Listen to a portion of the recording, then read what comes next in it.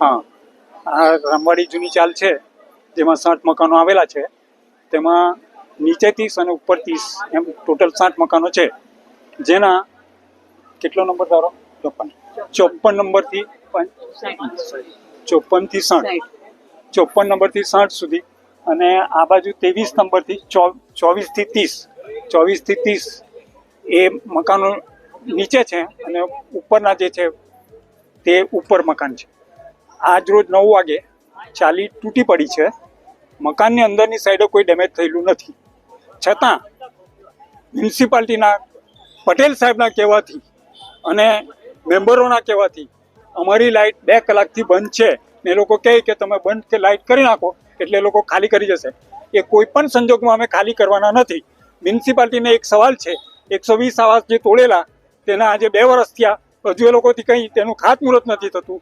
તો આને તોડીને તમે અમને આપવાનું, તો આ રહી તે લોકો ક્યાં જશે તેનો કોઈ મ્યુનિસિપાલિટીએ વિચાર કર્યો છે?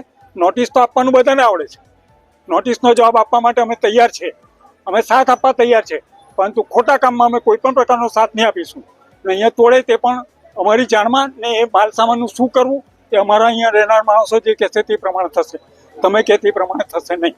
બોલો, બીજું કંઈ કેવું છે? અંદાજિત 9 વાગે ફાયર સ્ટેશને કોલ મળેલો કે રામવાડી, જૂની રામવાડીમાં ચાલ ઉપર બાલ્કની પડેલી છે. તેથી ફાયર ટીમ તથા ડીજીવીસીએલની ટીમ, નગરપાલિકાની ટીમ આવી ઘટના સ્થળ ઉપર જઈ અને આજુબાજુની એરિયાને કોર્ડન કરે અને વધારાની જે બાલ્કની ઉપર સામાન કે આ તે હતો એને સાઈડ ખસેડેલો છે અને 2-3 બાઇક હતા જેને સાઈડમાં મેલેલા છે. કોઈ જાનહાની થયેલ નથી. આમાં કોઈ રહે છે? ઉપરના 2 રૂમમાં રહે છે, નીચે 2 રૂમમાં રહે છે. બાકી આ પેલી સાઈડની સાઈડ ચાલુ છે, બાકી બધા ઘર બંધ છે અત્યારે.